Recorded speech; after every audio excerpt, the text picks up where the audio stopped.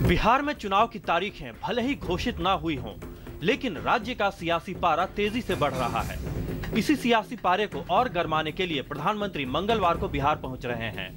पहले ही 2 रैलियां करके बिहार में एनडीए के पक्ष में सियासी माहौल बना चुके प्रधानमंत्री मंगलवार को सहरसा में परिवर्तन रैली को संबोधित कर एनडीए के चुनाव अभियान को गति देंगे। जहां एक तरफ बिहार को एक बड़ा तोहफा मिल रहा है सड़कों के माध्यम से, और लगभग 10,000 करोड़ का निवेश की तैयारी के साथ साथ उसका काम शुभारंभ होने की तैयारी हो चुकी है। इसके पहले जब पटना में माननीय प्रधानमंत्री जी आए थे तो उन्होंने बिजली में लगभग 8,500 करोड़, तो पैकेज तो जो घोषणा करेंगे और बिहार के विकास के लिए वो अलग है, लेकिन हमारे जैसे लोग भी मंत्रीगण मिलकर के बिहार को सजाने में लग गए हैं। प्रधानमंत्री पहले आरा पहुंचेंगे, जहां वो आरा बक्सर 4 लेन सड़क का शिलान्यास करेंगे। इसके बाद सहरसा में रैली करेंगे। 18 अगस्त को प्रधानमंत्री नरेंद्र मोदी इस कोइलीवर ब्रिज के चौड़ीकरण के लिए शिलान्यास करेंगे।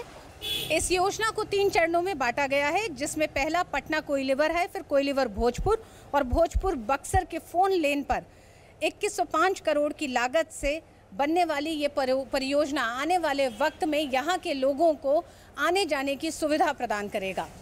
उससे फ़ायदा होगा कि हम कम समय में दूरी अपना गंतव्य स्थान पर पहुँच जाएंगे, समय का बचत होगा। बहुत अच्छा जरूरत थी, बहुत अच्छा कदम है प्रधानमंत्री जी का, और यहाँ की जनता खुश है इस कदम से।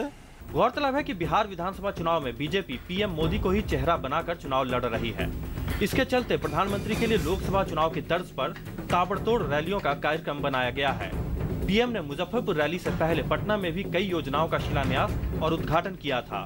वहीं गया की रैली में पीएम ने विपक्षियों पर जमकर निशाना साधा था। सहरसा की रैली के लिए जोरदार तैयारियां की गई हैं और लोगों को उम्मीद है कि पीएम बिहार के लिए किसी विशेष आर्थिक पैकेज का ऐलान कर सकते हैं। इस बीच चारा घोटाला मामले में आरजेडी प्रमुख लालू प्रसाद यादव की मुश्किलें एक बार फिर बढ़ सकती हैं। चारा घोटाले केस में सीबीआई ने हाईकोर्ट के फैसले के खिलाफ सुप्रीम कोर्ट में एक अर्जी दायर की है। सीबीआई ने ये अपील लालू यादव पर धाराएं कम करने के खिलाफ दी है। दरअसल घोटाले से जुड़ी 15 मई 2005 की एक एफआईआर झारखंड हाईकोर्ट ने नवंबर 2014 में रद्द कर दी थी।